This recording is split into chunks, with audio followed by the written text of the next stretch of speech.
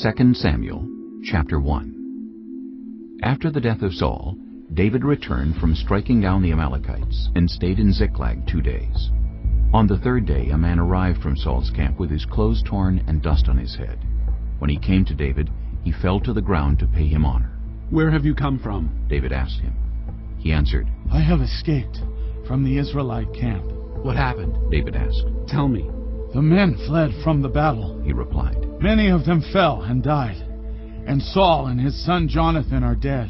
Then David said to the young man who brought him the report, "How do you know that Saul and his son Jonathan are dead?" "I happened to be on Mount Gilboa," the young man said. "and there was Saul, leaning on his spear, with the chariots and their drivers in hot pursuit. When he turned around and saw me, he called out to me, and I said, 'What can I do?' He asked me, 'Who are you?' 'An Amalekite,' I answered. Then he said to me, 'Stand here by me and kill me. I'm in the throes of death, but I'm still alive.' So I stood beside him and killed him, because I knew that after he had fallen he could not survive. And I took the crown that was on his head and the band on his arm, and have brought them here to my lord." Then David and all the men with him took hold of their clothes and tore them.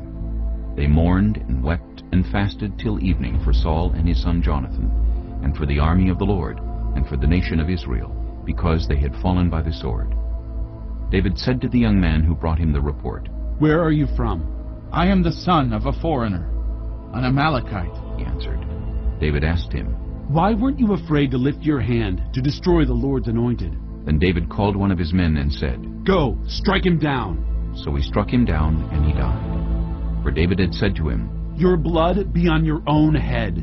Your own mouth testified against you when you said, 'I killed the Lord's anointed.'" David took up this lament concerning Saul and his son Jonathan, and he ordered that the people of Judah be taught this lament of the bow. It is written in the book of Jasher. "A gazelle lies slain on your heights, Israel. How the mighty have fallen. Tell it not in Gath, proclaim it not in the streets of Ashkelon, lest the daughters of the Philistines be glad, lest the daughters of the uncircumcised rejoice. Mountains of Gilboa, may you have neither dew nor rain, may no showers fall on your terraced fields. For there the shield of the mighty was despised, the shield of Saul, no longer rubbed with oil. From the blood of the slain, from the flesh of the mighty, the bow of Jonathan did not turn back. The sword of Saul did not return unsatisfied. Saul and Jonathan, in life they were loved and admired, and in death they were not parted. They were swifter than eagles, they were stronger than lions. Daughters of Israel, weep for Saul, who clothed you in scarlet and finery, who adorned your garments with ornaments of gold. How the mighty have fallen in battle. Jonathan lies slain on your heights. I grieve for you, Jonathan, my brother. You were very dear to me.